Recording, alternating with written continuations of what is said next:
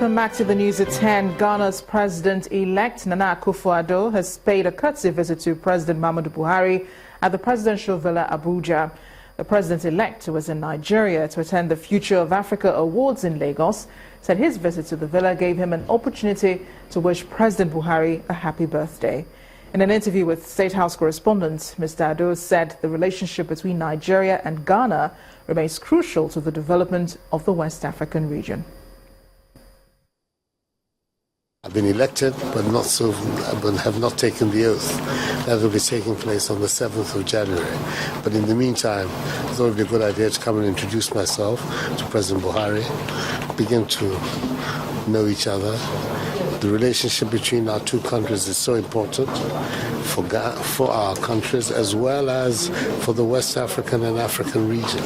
And I think that those of us who are in positions of leadership, the more we know each other and have an understanding of our main concerns, the better it is for the interests of our populations. So that is really what I came to do here, and had the opportunity to pay a belated happy birthday to the President. Curiously enough, that day is a very important day in my life because it's my late mother's birthday. So it's a day I always remember, and I to have it that also the President also has that birthday. And so basically that's the purpose. We've had a very good and good exchange. Hope to build on it when I take the oath in Ghana. Very, very determined that we grow the relationship between our two countries as a basis for growing the development of the ECOWAS region and the wider African continent. Time for sports news now. Here's Kayode Alayode.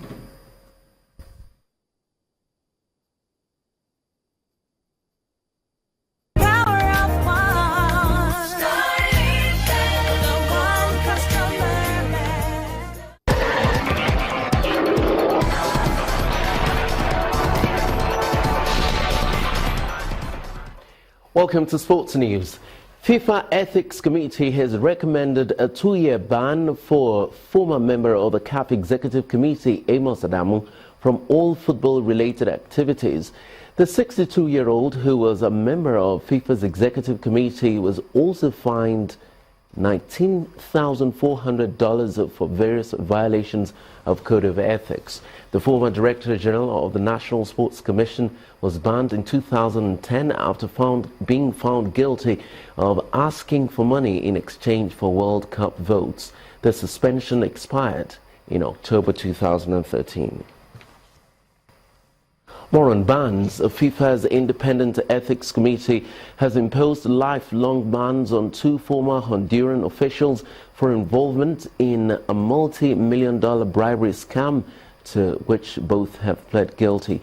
Former president of the Honduran Football Association, Rafael Callejas, and former acting president of CONCACAF, Alfredo Banegas, were banned from all national and international soccer-related activities. Banegas and Callejas were among 16 people charged last December with bribery scams for marketing and broadcast rights in the dismantling of a Latin America soccer network by U.S. prosecutors. Meanwhile, Real Madrid's transfer ban has been reduced by the Court of Arbitration for Sport. FIFA imposed a 1-year suspension on the Spanish Giants over alleged breaches of its regulations as regards the transfer of minor players. Real filed an appeal requesting the removal of the sanctions, and following a hearing at the CAS headquarters in Lausanne, a decision has been taken to reduce the suspension. Consequently, Real Madrid FC is banned from registering any new players for 1 transfer period instead of 2. Real's initial fine of 360,000 Swiss francs has also been reduced to 240,000. In tennis, 2-time Wimbledon champion Petra Kvitova has been injured in a knife attack at her home in the eastern Czech town of Prosterjerov.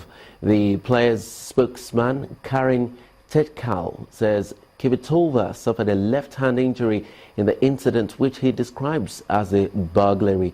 Kipitova's injuries are not life-threatening. That's it on sports news. The rest of the news continues with Amarachi in just a moment. Stay there.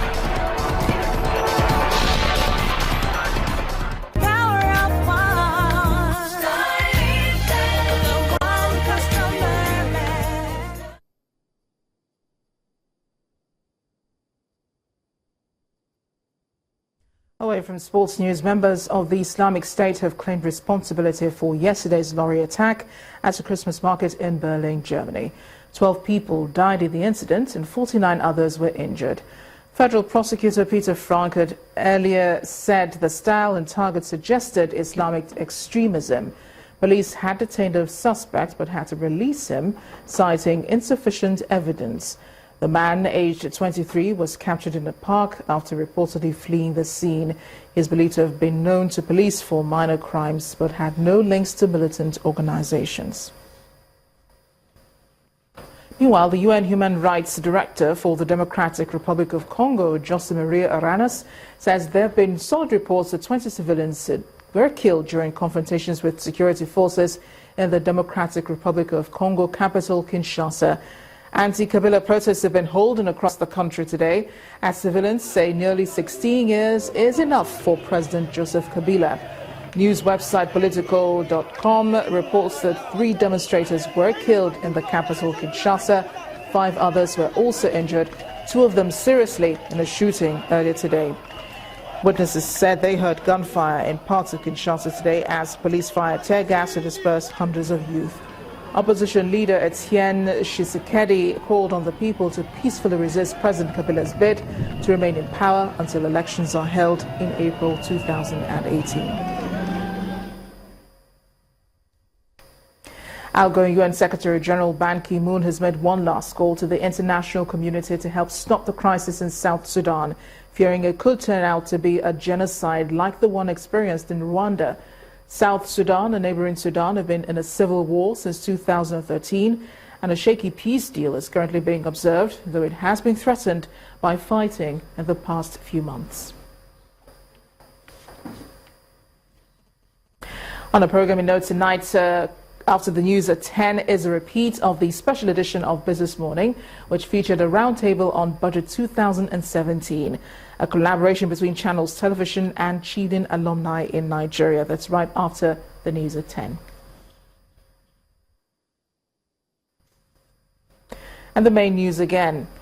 The federal government today filed a knockout charge in court against former ministers Dan Etete and Mohamed Adoke for complicity in an oil deal involving Canadian oil giant Malibu Oil and Gas Limited. The 2 ex-ministers were charged along with 8 others, but the case is yet to be assigned to a judge. That's the news at 10 tonight. Thank you for watching. I am Amarachi Ubani. Good night.